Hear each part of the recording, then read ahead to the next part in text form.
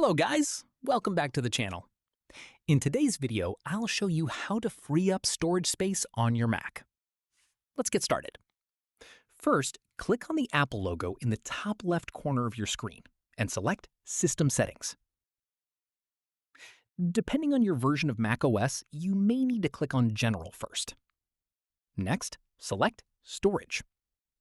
Your Mac will take a few moments to analyze your storage and display recommendations. Here, you'll see several options to help free up space. You can enable Store in iCloud to automatically save your desktop, documents, photos, and messages in iCloud, helping reduce the amount of storage used on your Mac. You may also see the Optimize Storage option.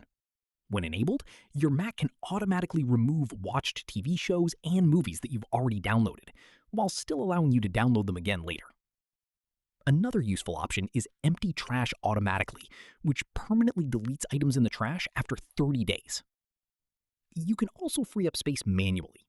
Scroll down to view categories such as Applications, Documents, Photos, and more. Click on a category to see what's taking up storage space. If you find apps or files you no longer need, simply select them and click Delete.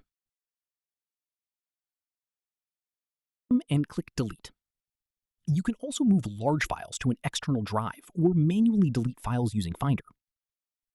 After cleaning up unnecessary files, you should notice more available storage on your Mac. And that's how you can free up storage space on your Mac. If this video helped you, don't forget to leave a like, subscribe to the channel, and turn on notifications for more Mac tips and tutorials. Thanks for watching, and I'll see you in the next video.